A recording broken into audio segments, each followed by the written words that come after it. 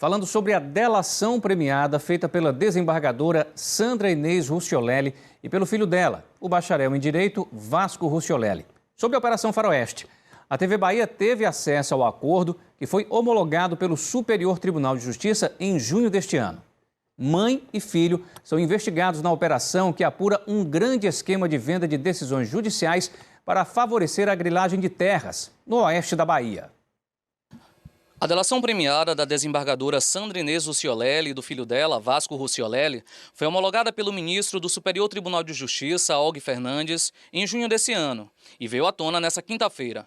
Em mais de 600 páginas entregues ao Ministério Público Federal, eles apontaram uma série de atos de corrupção que, segundo eles, permeiam as entranhas do TJ da Bahia. O acordo de colaboração foi feito para recuperar 4 milhões de reais obtidos ilegalmente no esquema.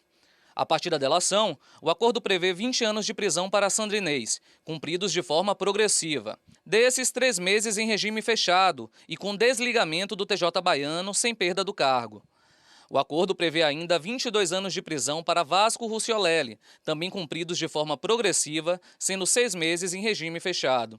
Na base da delação está José Walter Dias, conhecido como Borracheiro. Sem nunca ter plantado nada, a Justiça deu a ele a posse de terras no oeste baiano que chegaram a 366 mil hectares. A área é avaliada em mais de R$1 bilhão e é 5 vezes o tamanho do município de Salvador. Segundo os delatores, José Walter Dias tinha apenas uma pequena posse, que após esquema criminoso formado dentro da Justiça baiana, foi transformada num grande latifúndio de terra.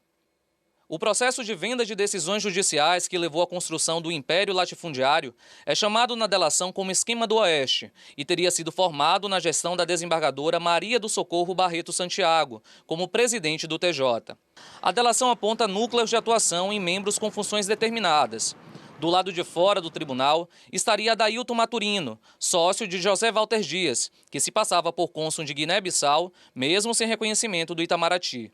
Ele é citado como idealizador do esquema e, segundo a delação, contava com uma rede de operadores formada pela esposa e advogados.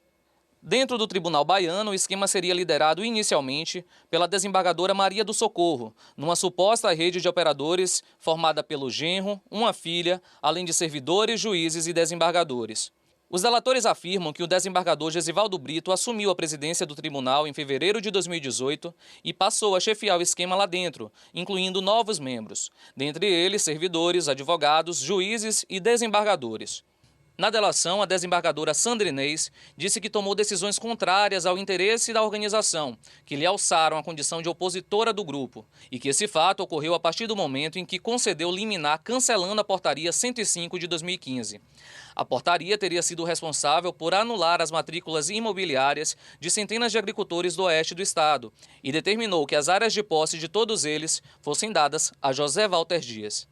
Na delação, Sandra Inês disse que a riqueza e a sorte chegariam a José Walter Dias com a participação efetiva e eficaz, para não dizer criminosa, de membros da Corte Baiana e advogados, que operavam juntamente com o falso cônsul e seu grupo. Na delação, eles dizem que a estrutura criminosa também tinha braços institucionais.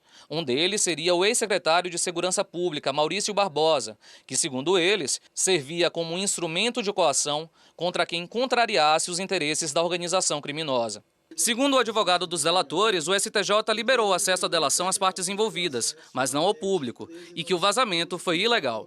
A defesa de Sandra Inês e de Vasco vai tomar todas as medidas cabíveis, não iremos nos calar, nem muito menos aceitar todo tipo de pressão que vem sendo feito para, ao invés disso, deixar de lutar pela defesa, pela segurança e integridade dos meus constituintes.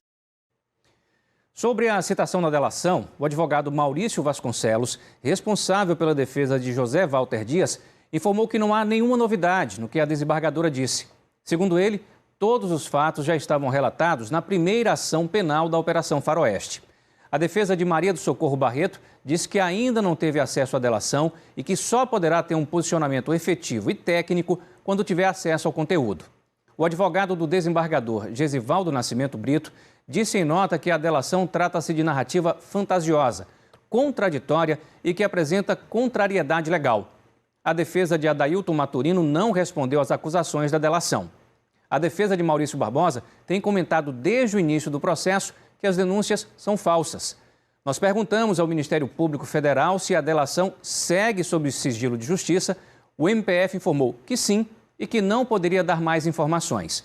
Já o Superior Tribunal de Justiça confirmou o sigilo e disse que o vazamento é ilegal. Ao todo, a delação cita 12 desembargadores do TJ baiano, 12 juízes, 15 advogados, 15 parentes dos envolvidos e 16 pessoas entre servidores públicos e políticos. Mais informações sobre a delação você encontra no G1 Bahia.